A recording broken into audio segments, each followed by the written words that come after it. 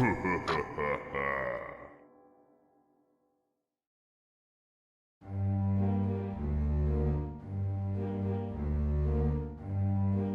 of you may have heard that the Disney Corporation is responsible for at least one real-life ghost town. Disney built the Treasure Island Resort in Baker's Bay in the Bahamas. It didn't start as a ghost town. Disney's cruise ships would actually stop at the resort and leave tourists there to relax in luxury. Disney blew $30 million on the place. Yes, $30 million. Then, they abandoned it. Disney blamed the shallow waters, too shallow for their ships to safely operate, and there was even blame cast on the workers, saying that since they were from the Bahamas, they were too lazy to work a regular schedule. That's where the factual nature of their story ends. It wasn't because of sand, and it obviously wasn't because foreigners are lazy. Both are convenient excuses. No, I sincerely doubt those reasons were legitimate. Why don't I buy the official story? Because of Mowgli's Palace. Near the beachside city of Emerald Isle in North Carolina, Disney began construction of Mowgli's Palace in the late 1990s. The concept was a jungle-themed resort with a large, you guessed it, palace in the center of the whole thing. If you're unfamiliar with the character of Mowgli, then you might better remember the story The Jungle Book. If you haven't seen it anywhere else, you'd know it as a Disney cartoon from decades past. Mowgli's Palace was a controversial undertaking from the start. Disney bought up a ton of high-priced land for the project, and there was actually a scandal surrounding some of the purchases. The local government claimed eminent domain on people's homes, then turned around and sold the properties to Disney. At one point, a home that had just been constructed was immediately condemned with little to no explanation. The land grabbed by the government was supposedly for some fictional highway project. Knowing full well what was going on, people started calling it Mickey Mouse Highway. Then there was the concept art. A group of stuffed shirts from the Disney Corporation actually held a city meeting. When they showed the concept art, this gigantic Indian palace surrounded by jungle, staffed with men and women in loincloths and tribal gear, well, suffice to say, everyone flipped their shit. We're talking about a large Indian palace, jungle, and loincloths not only in the center of a relatively wealthy area, but also a somewhat xenophobic area of the southern USA. It was a questionable mix at that point in history. One member of the crowd even tried to storm the stage, but he was quickly subdued by security after he managed to break one of the presentation boards over his knee. Disney took that community and essentially broke it over its knee as well. The houses were razed, the land was cleared, and there wasn't a damn thing anyone could do or say about it. Local TV and newspapers were against the resort at the beginning, but some insane connection between Disney's media holdings and the local venues came into play, and their opinions turned on a dime. So anyway, Treasure Island, the Bahamas. Disney sunk those millions in and then split. The same thing happened with Mowgli's Palace. Construction was complete. Visitors actually stayed at the resort. The surrounding communities were flooded with traffic and the usual annoyances associated with an influx of lost and irate tourists. Then, it all just stopped. Disney shut it down and nobody knew what the hell to think. But they were pretty happy about it. Disney's loss was pretty hilarious and wonderful to a large group of folks who didn't want it in the first place. I honestly didn't give the place another thought since hearing it closed over a decade ago. I live maybe 4 hours from Emerald Isle, so really I only heard the rumblings and didn't experience any of it firsthand. Then I read this article from someone who had explored the Treasure Island Resort and posted a whole blog about all the crazy shit he found there. Stuff just left behind. Things smashed, defaced, probably ruined by the disgruntled former employees who lost their jobs. Hell, the locals from all around probably had a hand in wrecking that place. People there felt just as angry about Treasure Island as folks here did about Mowgli's Palace. Plus, there were rumors that Disney had released their aquarium stock into the local waters when they closed, including sharks. Who wouldn't want to take a few swings at some merchandise after that? Well, what I'm getting at is that this blog about Treasure Island got me thinking. Even though many years had passed since its closing, I figured it might be cool to do some urban exploration at Mowgli's Palace. Take some photos, write about my experience, and probably see if there was anything I could take home as a memento. I'm not going to say I wasted no time in getting there, because honestly, it took me another year before I got to Emerald Isle. Over the course of that year, I did a lot of research on the Palace Resort. Or rather, I tried to. Naturally, no official Disney site or resource made any mention of the place. Even odder, however, was that nobody before myself had apparently thought to blog about the place or even post a photo. None of the local TV or newspaper sites had one word about the place, though that was to be expected since they had all swung Disney's way. They wouldn't be out there lauding their embarrassment, you know? Recently, I learned that corporations can actually ask Google, for example, to remove links from search results, basically for no good reason. Looking back, it's probably not that nobody spoke of the resort, but rather their words were made inaccessible. So in the end, I could barely find the place. All I had to go on was an old-as-hell map I'd received in the mail back in the 90s. It was a promotional item sent out to people who had recently been to Disney World, and I guess since I had been there in the late 80s, that was recent. I didn't really intend to hang on to it, it just got shoved in with my books and comics from my childhood. I'd only remembered it months into my research, and even then it took me another few weeks to locate the storage bin my parents had shoved it all into. But I did find it. The locals were no help, as most were transplants who had moved to the beach in recent years, or old residents who just sneered at me and made rude gestures the second I managed to say, "Where would I find Mowgli's?" The drive took me through an inordinately long corridor of overgrowth. Tropical plants that had run rampant and overpopulated the area mixed with the native species of flora that had tried to reclaim the land. I was in awe when I reached the gates of the resort. Tremendous, monolithic wooden gates whose supports to either side looked like they must have been cut from giant sequoias. The gate itself had been gouged in several places by woodpeckers and eaten away at the base by burrowing insects. Hanging on the gate was a sheet of metal, some random scrap, with hand-painted letters scrawled in black. Abandoned by Disney. Clearly the handiwork of some past local or an employee who wanted to make some small protest. The gates were open enough to walk through, but not to drive, so grabbing my digital camera and the map, whose flip side showed a layout of the resort, I set off on foot. The inner grounds of the place were just as overgrown as the entryway. Palm trees stood untended and ragged among piles of their own coconuts. Banana plants similarly stood in their own stinking, bug-riddled refuse. There was this sort of clash between order and chaos, as carefully planted rows of perennial flowers mixed with obnoxious tall weeds and stinking, blackened mushrooms. All that remained of any outdoor structures were broken, rotting wood and various charred bits of unidentifiable material. What was most likely an information booth or an outdoor bar was now simply a pile of assorted debris chopped up by past vandalism and ravaged by weather. The most interesting thing on the grounds was a statue of Baloo, the friendly bear from the Jungle Book, which stood in a sort of courtyard in front of the main building. He was frozen in a jovial wave toward no one, staring into empty space with a silly, toothy grin as bird shit covered whole swaths of his fur, and vines ensnared his platform.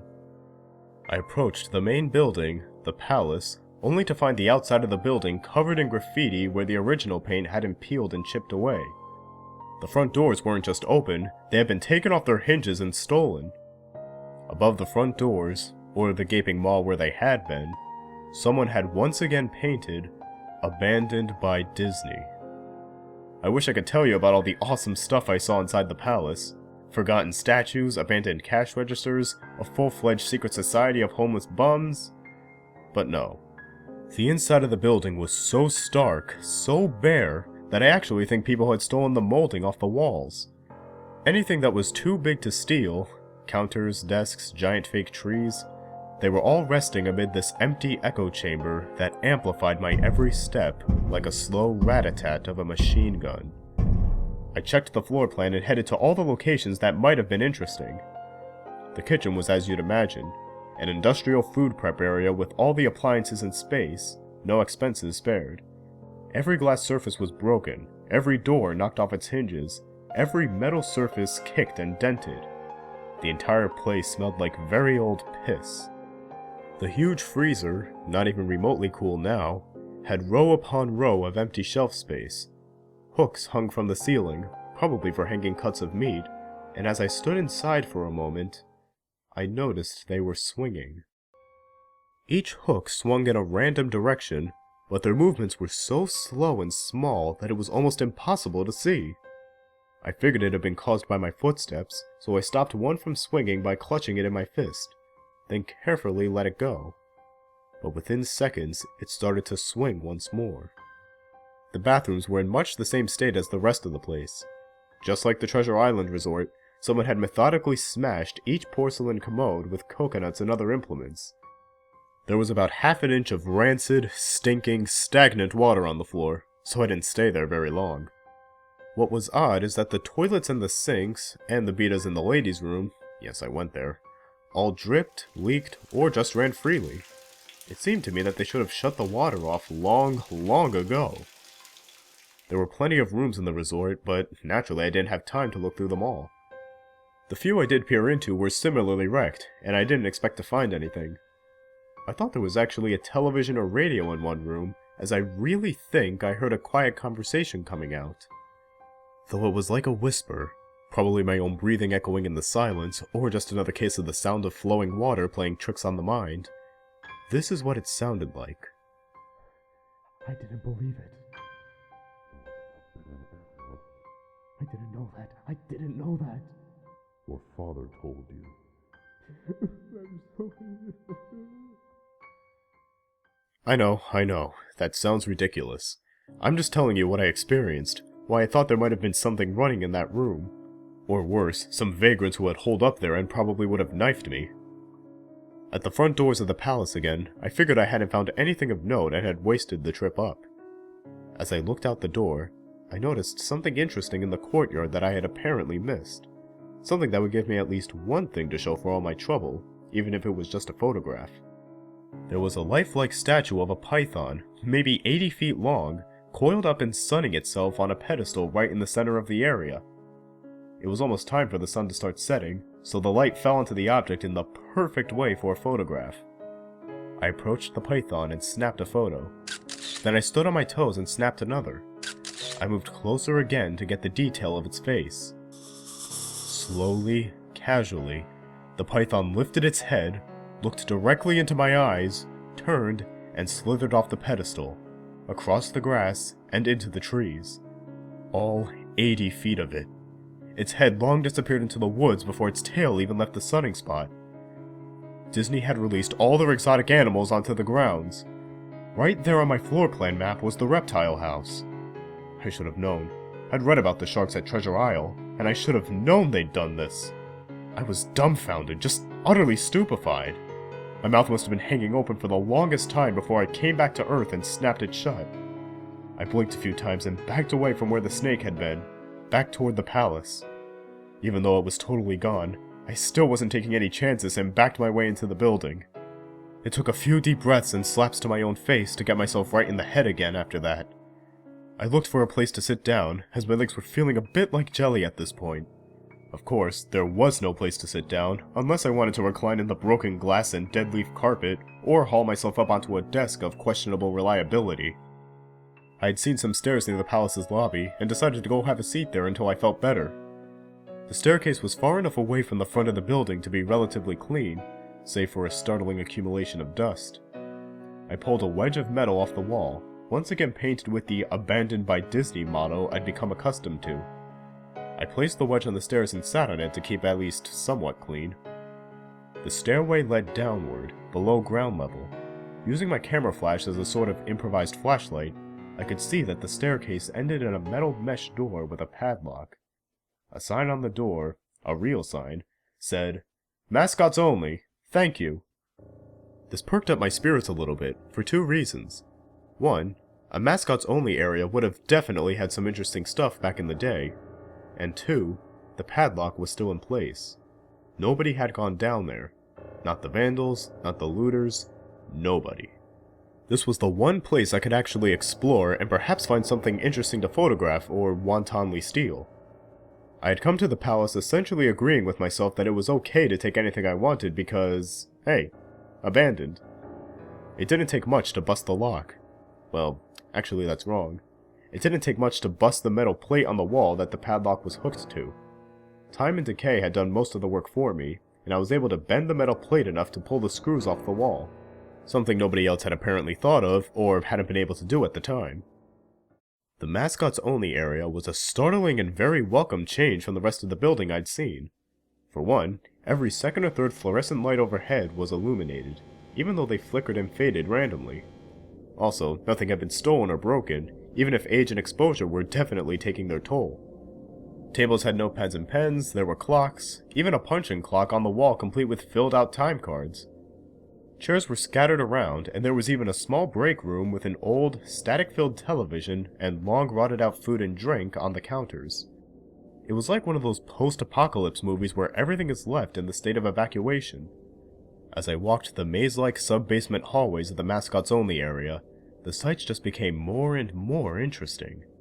As I went further, desks and tables were knocked over, paper scattered and almost melted with the damp floor, and a large carpet of mold was slowly overtaking the real, rotting crimson floor covering. Everything was just sort of squishy. Anything wood disintegrated into mush when I applied even the least amount of force, and clothing items hanging on hooks in one of the rooms simply fell to moist threads if I tried to unhook them. One thing that annoyed me was that the light was becoming more sparse and unreliable as I went further into the dank, suffocating depths of the place. Eventually, I reached a black and yellow striped door with the words Character Prep 1 stenciled on it. The door wouldn't open at first. I figured this was probably where the costumes were kept, and I definitely wanted a photograph of that twisted, stinking mess. Try as I might, whatever angle or trick I tried, the door wouldn't budge. That is, until I gave up and started to walk away. That was when there was a slight popping sound, and the door slowly creaked open. Inside, the room was completely dark, pitch black. I used the camera flash to look for a light switch in the wall by the door, but there was nothing. As I made my search, I was jarred out of my sense of excitement by a loud electrical buzz. Rows of lights overhead suddenly flashed to life, flickering and fading in and out like the rest I had passed. It took a second for my eyes to adjust, and it seemed like the light was going to just keep getting brighter until all the bulbs exploded. But just when I thought it would reach that critical stage, the lights dimmed a bit and steadied. The room was exactly as I had pictured it. Various Disney costumes hung on the walls, fully put together like strange cartoon cadavers hung from invisible nooses. There was an entire rack of loincloths and native clothes on hangers toward the back. What I found odd, and what I wanted to photograph right away, was a Mickey Mouse costume at the center of the room. Unlike the other costumes, it was lying on its back in the center of the floor like a murder victim. The fur on the costume was rotten and shedding, creating bare patches. What was even odder, however, was the coloring of the costume. It was like a photo negative of the actual Mickey Mouse. Black where he should be white, and white where he should be black. His normally red overalls were light blue. The sight was off-putting enough that I actually put off photographing the thing until last. I took a picture of the costumes hanging on the walls. Upward angles, downward angles, side shots to show an entire row of frozen, putrid cartoon faces, some with plastic eyes missing. Then I decided to stage a shot. Just one of the bed-ragged character heads on the slick, grimy floor. I reached for the headpiece of a Donald Duck costume and carefully removed it so the thing wouldn't fall apart in my hands. As I looked into the face of the wide-eyed, moldering head, a loud clattering sound made me jump with fright. I looked down at my feet, and there, between my shoes, was a human skull. It had fallen out of the mascot head and shattered into pieces at my feet. Only the empty face and lower jaw remained, staring up at me. I dropped the duck head immediately, as you'd expect, and moved for the door. As I stood in the doorway, I looked back to the skull on the floor.